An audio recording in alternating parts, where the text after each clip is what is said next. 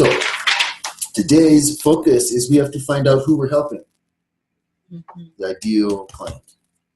Okay, so this is going to help us get our micro niche identified, so we can actually get some customers, and we're not going general, we're going specific. So here we have the first worksheet that goes in the sequence. The companion worksheet. This is the ideal client worksheet, goes on this side here. So for the ideal client, we're going to find their egoic label. Their egoic label. In other words, what do they call themselves? Right? So this little fella here, he's saying, I'm not a stick figure, I'm a cartoon. Okay. And the reason being is because, see, if we wanted him to become our customer, and we knew all kinds of stuff about what we could do for him, but we start writing marketing to stick figures, right? And he's in social media and he sees a piece of marketing that's marketed to stick figures. It may solve his problems, but if they're stick figures, he's not going to click on it because he doesn't believe he's a stick figure. He sees a cartoon, right? So if, say, for instance, he needed more color in his life, right? Because his life is boring, it's just black and white. And so you created a piece of marketing about colorize your life, like don't be black and white anymore, don't be boring black and white anymore, you can colorize your life and have a great time, special for stick figures, right? He might say, I could use some color in my life, but this is for stick figures. And so he won't respond. Okay. So before I go forward into this, I want to mention something about education-based marketing, another part of it. Okay. And this is, I want to give credit to Callan Rush for creating the term education-based marketing, or distilling that term and teaching how education-based marketing works. We stand on the shoulders of giants, and although I translate this information for my people, I did not make this up. This is from experience and from learning from other teachers who shared this information with us and said, okay, we want you to get this out there. So Callan Rush created, is who taught me about education-based marketing. So what I'm going to teach you about education-based marketing is credited to her, although this may be my translation. So with EBM, education-based marketing is different from a regular marketing that people have in mind, which is like there's all kinds of other kinds of marketing, but I call it all. There's some people, like Jeff Walker calls it hope marketing. I call it spray and pray, like those Valpak coupons, right? The little things you get in the mail, right? You're like, oh, 50% off, or 10% off, or discount on dental, or you get this Valpak, and there's all these coupons in there, right? And people pay the Valpak to put their little ads in there, and they hope, right? They might pick a certain part of town that's near their business, and they can do that, right? So they're hoping that because they're in the neighborhood and they got a coupon, they're going to show up. Okay? But without a compelling message inside that, there's not. It's just spray and pray. It's like you're spraying all over the place and praying that they come back. Is how I see it. And there's not any real content in the messaging. So 10% off dental, family dental, or whatever. And it's only people that would need it. It's only people that would want it. It's not, the coupon itself is not usually enough to compel. There has to be the gap. There has to be need. Some people will take advantage of coupons because it's, oh, look, we have a discount. We can go to pizza, right? Pizza coupons tend to work all right with that because you hang them on the fridge and when it's pizza day, you get the discount 2 for 1 or whatever. But for the most part, it's just a needs-based model. Education-based marketing is different. So a needs-based model really is only going to get about 3% of the market that are looking. The 3% are looking. actually looking for it. Okay. The problem with this here, marketing to people that are looking, okay, means that essentially you're going to have to deal with them window shopping or shopping around amongst your competition. Okay, because with 3%, you have to deal with your competition, which ends up being a price war, where you have to lower your prices beneath your competitions for them to actually, if they're going to go price shopping, they're going to get the cheapest one or the one that they feel is the most confident in that service, right? So you're dealing with the competition, and you're only going after 3% of the market. But with education-based marketing, you have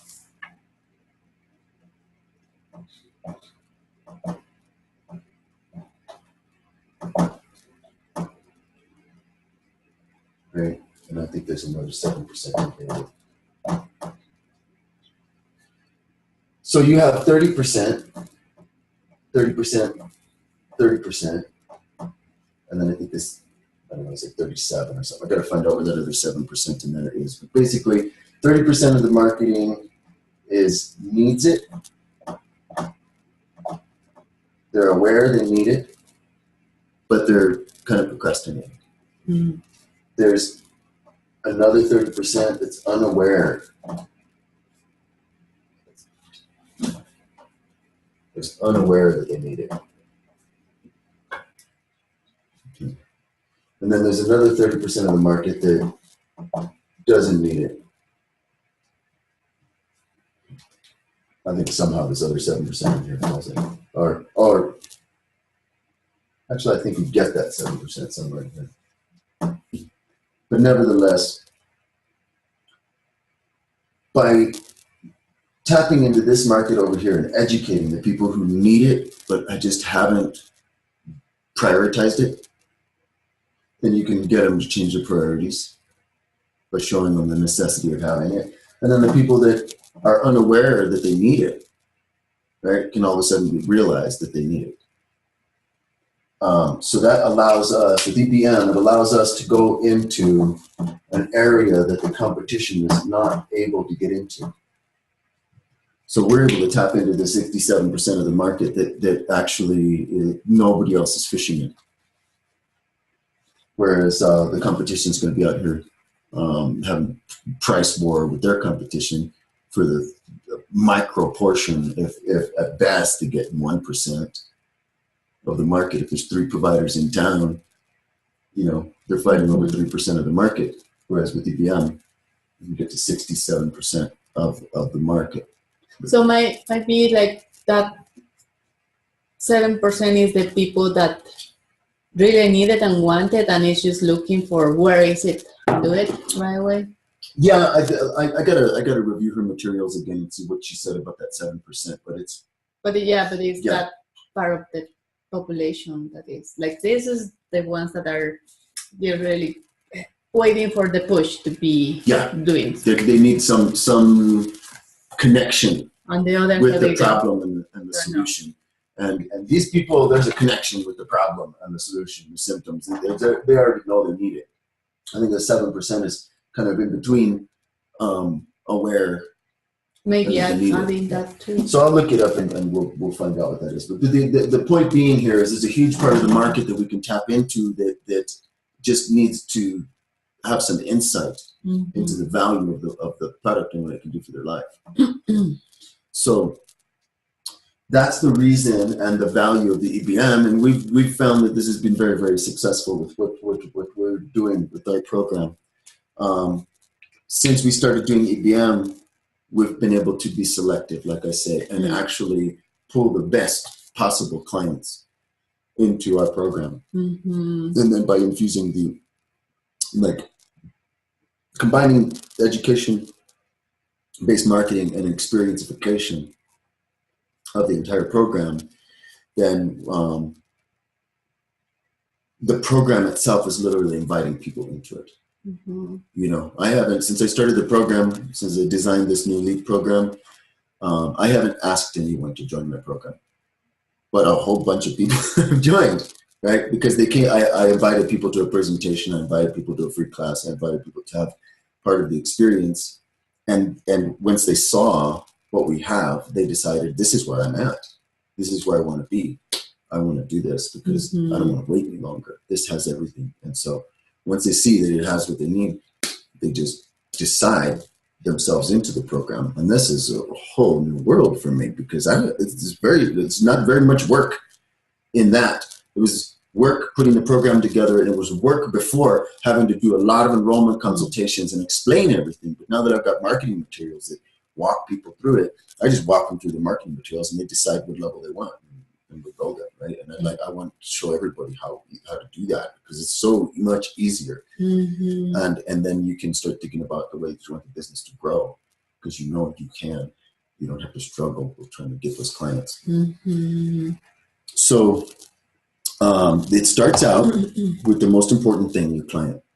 And so what we want to do is you want to think about, you might already know your favorite client. You might already know a lot about the kind of client that you want, but you maybe haven't documented it. But the more details that you address with regards to the kind of client you want to do business with, the more accurate your marketing materials are going to be, and the more pleased you're going to be with the relationships that you're drawing to you, the kind of people that are drawn to you because the words either kick them out or bring them in, right? You create words that, like, the people you don't want to deal with, they don't like those words, and they won't come to you because those words are too woo or they're too, exactly, and that's not their thing. But there's going to be people that this is exactly what they feel, and they're going to connect with you because you're getting in their shoes. You're taking the time ahead of time to get to know your client, and make arrangements for your client's comfort and their growth ahead of time.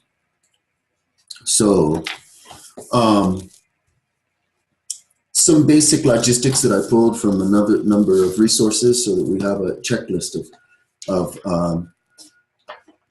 qualities that your client may have. And by having a nice list of qualities like this, you get a pretty good idea, and then you can draw on this to create your piece of education-based marketing. Because what we're going to do, I erased the other part of the board there, but I mentioned before about the mega and micro niche. And it's really interesting the way that you can get, when you get a range of criteria like this, you can create a number of pieces of marketing to a number of specific clients because, say, for instance, here's your mega. Your mega niche, and then your micro, right? And this is client, and their attributes, and this is their needs, right? Which would be time, health, wealth, and relationship. Okay, so we're going to go over this in the next class, but I just want to show you how, say for instance, you may have a program that affects their lives in one or more of these mega niches, but you may have a client that is single mom, but you could have a client, it's a grandma. You could have a client that's an executive, right? But if you know their qualities, then you can emphasize a particular quality and put that as the pivot of your marketing, so that someone who's identifying with that quality will be the people that show up with regards to the marketing. So if you want to do single moms, grandmas, and executives to come to the same program, you create the marketing so that it appeals to single moms, it appeals to grandmas, and it appeals to executives, and then whatever it is at the end result, they could all go to the same workshop, but the marketing draws on different personalities, and this is how you can start taking control of who's showing up for your program. So there's a number of details, I guess, here about your client that you can make note of. So something as important as like their age, right? Is it millennials? Is it 30-somethings? Is it 40-somethings? Is it 50-somethings? Is it people you can try to help young people, help older people? And then this is regard, you can have more than one of these or photocopy this. You can download it from the website, so you can do this over and over again. But think about the client's age. How old are they? What gender are they? Right? Do you want to work with men? Do you want to work with women? Do you want women over 40? Do you want, men over 60? Like whatever it is, you can dial that in, draw upon this criteria, and then you can use that in your marketing. So it's really, really good to have all the various details. If they're married status, single, married, what's their level of education, right? If they've done continuing education, if they've got a degree, if they're out of high school, if they're vocational institute or something like that, they've gone to vocational school, whatever it is. What is their vocation? What is their job title? They would identify with the job title, right? I'm an engineer, right? I'm a factory worker. I'm a manager, right? They identify with, they call themselves a manager, right? So if you need to deal with managers because you have something that trains managers, then you acknowledge that they're a manager and that they're going to be more likely to identify with the piece of marketing. What region or place do they live? Could be like my marketing is for the ABQ Leap is Albuquerque entrepreneurs. And that seems to be happening, right? Albuquerque entrepreneurs raising the bar for business in New Mexico, right? And it's black and gold. It's like some, stepping up, which is really what we want people to do, step up and be in the successful range, right? So that piece of marketing is designed specifically Albuquerque entrepreneurs, but it could be franchised to any working class town in America by changing ABQ to SLC, like Salt Lake City, or PHX Leap, or Tucson Leap, or whatever it is. I don't know if Tucson needs a leap, but just find that other sister cities in America that have a working class population, not even a defeated working class population. Not that I want to personally, like there's parts of the country we wouldn't necessarily want to go to, but could franchise this out and help us as a country, like Detroit or Indianapolis. Those places are almost destitute. They're like ghost town cities. There's nothing going on there, but there's population and there's potential. So by introducing this, just by changing the first 3 letters of the program, you're actually addressing a whole other location. So hobbies could factor, especially if you were doing international tours or vacations and people wanted to get it, you emphasize on the hobby vacation side of things, then you could appeal to their hobby side. Passion sports are also kind of fit into the mega niches here under like time. I call it time and lifestyle. And what is their spiritual disposition could factor. There might be certain kinds of spiritual dispositions that work for your program. Excuse me. Their lifestyle preferences, like vegetarian, non-smoker, stay at home, or a night owl, right? Because they're identifying with that. A person, if they're a night owl, they know they're a night owl. They know what that means. It means they're going to go out and they go, adventuring in the different social sectors of the city at night. Some people like to go out to dinner once a week or something like that, and go in the eclectic part of town that has the little shops and the ice cream parlors and the hot chocolate shops and all that stuff, and take their family out once in a while, because it's kind of a lifestyle preference, and diet and all that kind of stuff. So it can factor. That could be very important, like vegetarianrecipe.com. I was successful with that, and I was successful doing blue-green algae, my own label of blue-green algae, because these people were vegetarians and they wanted to actually be healthy. So it factors. What are their ownership preferences? What do they tend to take ownership over? Like Mac users are Mac users, right? They identify with Macintosh and they don't want to play with anything else, right? renter, homeowner, Honda owners. I think some Honda owners can identify with the Hondas. Some people identify with Chevy. Some people identify with Ford. Whatever it is, their ownership preference can be their egoic label. And their position in family and society: single mom, dad, grandma, pastor, leadership position, social worker, things like that. The political orientation could factor, right? You might want to specify in on one particular, the Green Party or whatever they call it, right?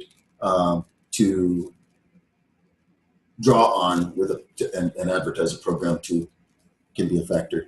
What's the condition of their health? If you have a wellness program that helps people recovering from illnesses or transition, right? So they might be diabetic, a cancer survivor, autistic, depressed. You may have a program to help these kinds of people that factors in because you're able to get their attention. What are their goals in life? Whether they want great health, abundance, romance, cleanliness, whatever it happens to be, right? Because you may be able to bridge that. What are their values? What do they believe in? What are their beliefs or their values? Factor. Where do they get their information?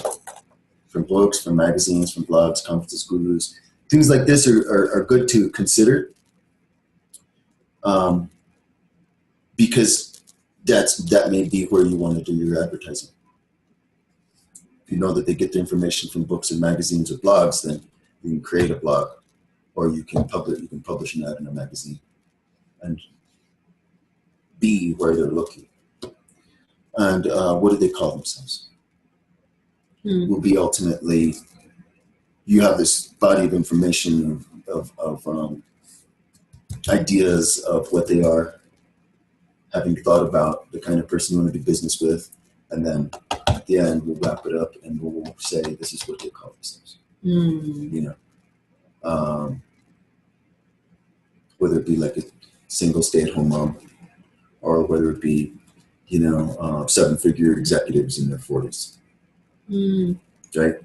The seven-figure executives in their 40s, they know who they are. Right? CEOs. A CEO is a CEO, right? A manager is a manager.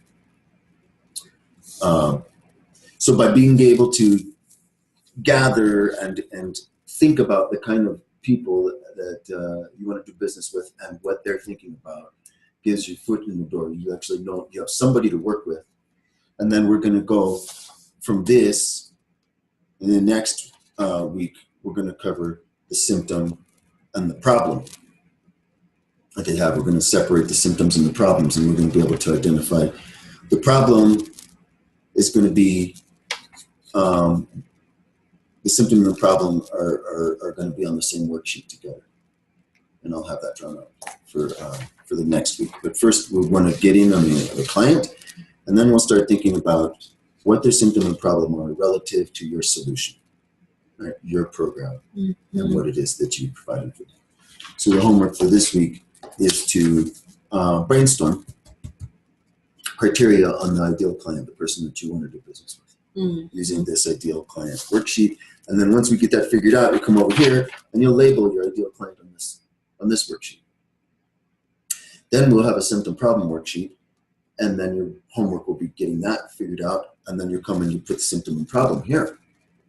And the next week, we're going to dial in the ultimate end result and the desired outcome that your ideal client wants based on the symptom and the problem. And we'll identify that and we'll write that there. Then what's going to happen is we're going to tie it together with your solution and the irresistible offer. And we will write those in there. And then you'll have a complete marketing message worksheet for that ideal client. And we'll take all that criteria together and we'll tie it up into a piece of education-based marketing that can actually get people's attention, can be shared on social media, can be put in all kinds of different avenues, channels. Social media is the easiest channel because it's right there. But there's bulletin boards, there's Your Post, which is a digital bulletin board that shows up at the coffee shops, right? It's like you can thumb through digital ads instead of those bulletin boards. Some coffee shops get rid of bulletin boards and they have this Your Post thing. Number of other avenues because the marketing can be repurposed once you have the message. Then we'll take care of that in the first workshop. In the next workshop, we're going to get your hero's journey as the foundation, as the basis for your customer journey. Once we have the marketing materials and the customer journey and your story, then we have pretty much the full criteria for building out your website and your marketing program and your product and delivery program. So this way we can systematically get all your criteria down so that you get something that's just fully working for you, and you're not flying blind in any of these respects. Is there any questions about any of the elements here? I'd be glad to. Yeah, I have one. And that has been my confusion of the year. Like I do so many things that are so different. Like the ideal clients are so different from one thing to the other, to the other, to the other. So for this, should I choose just one thing? Choose one person. Okay, because what'll happen is you'll find that all the things you can do can be one complete program, right? A complete program. And what we can do is we can look at the services you provide that you've created as individual components, right? And we can see how they fit together to create an overall logistical program, okay? And that the smaller favors, right, that are more like favors, right? Those are the entry level things because there's not so much commitment getting started. There might not be so much commitment with your deck of cards, but to learn how to read the cards, to learn how to adapt to the energies and being energy sensitive and emotional wellness or any of the other part of your program or retreats and what is your program that you're going to do at your retreat, right? So they may come in curious about a card, get a card reading, right? Like a reading of some sort at the beginning, just to introduce you and your program, right? But then that can lead to a more engagement with you, a consultation, right? And in the consultation, you can ask the right questions, and then they can enroll into a development program. And the development program, you can do sessions with them, and then you could be an included retreat. And then at the retreat, you can enroll, you can give them the transformation work there, but you could position offering the retreat for an upsell program that's a more intensive, that goes deeper. So you can increment from your free product to a free consultation, to a paid product, to a paid program, to a workshop, to a more higher end development program where you're much more engaging with them over a course of time. So a higher end program could be $10,000, and a workshop could be $500 to $1,000, like a weekend gig, right? Or you could lead into the weekend workshop with a consultation or a program that you've got where you're working with them. And then you have this workshop or a weekend thing where they get to come and really go through some transformations with you. So if you sequence the things, so if you look at everything you've produced as one big program that at the high end is $10,000 or more, right? And you have a middle range program that's like $1,000 or $2,000, and then you have kind of a low end development program that may be $500, and then you have your you got $25 to $40 product on this end that is their first buy. And before they make their first buy, they get some free things.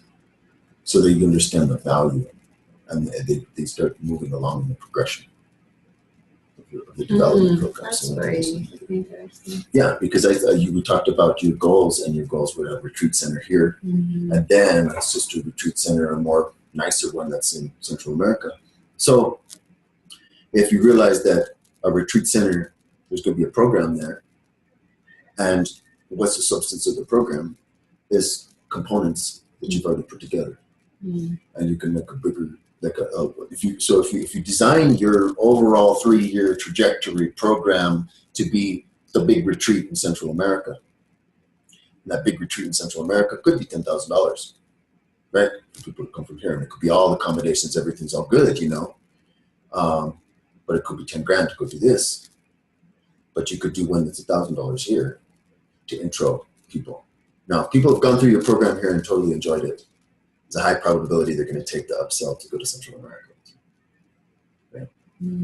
So if you build the program so that you create your funnel, so you get the larger, wider audience to come in on the free stuff, and eventually it's gonna taper down to more specific at the high end with your complete program offerings. Does that make sense? Wow, yeah. That techniques or something that's very specific. Yeah. And that means that all of the things that you've done have a place in your whole overall program. Yeah. Because at the retreat center in Central America, there's going to be a gift shop. And there's going to be your cards, and there's going to be your posters, and there's going to be like other things. Likely, you probably have a gift shop, right? And then likely some other nice things that you've produced over the last 3 years, like, because we've done 3 years from now.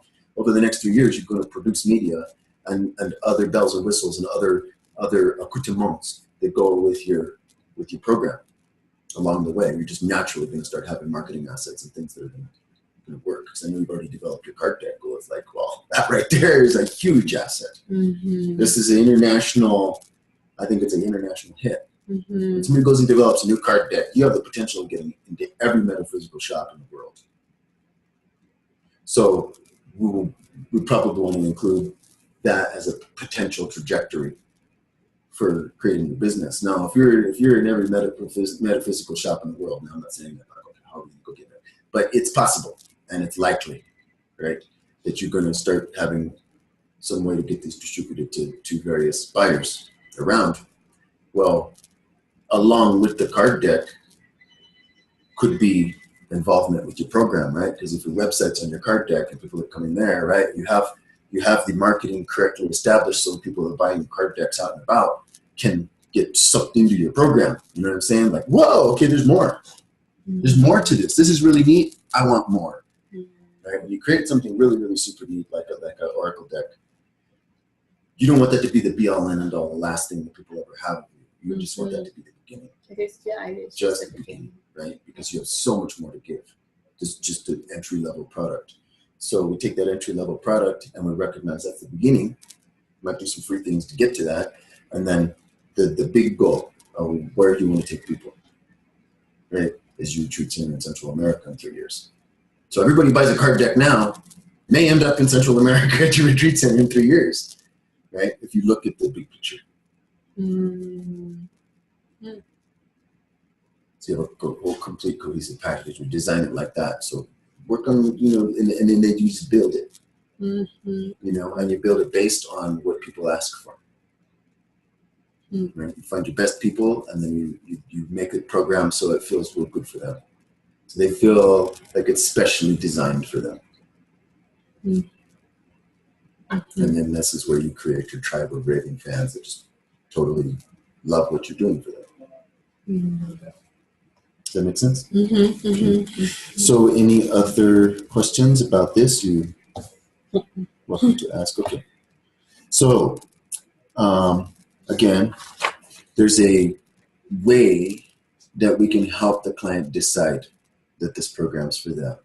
And that's by getting into the conversation that's already happening in their mind, finding out who they are. You find out who they are first, and then what they're thinking. So first, you find out who they are, and then you find out you start thinking about what they're thinking about. So with this worksheet, you'll be able to find out who you get the criteria down for your idea. Okay. Very well. Okay. Well, thanks for letting me tape this so we could get it up for the other students. All right. Thanks for everyone.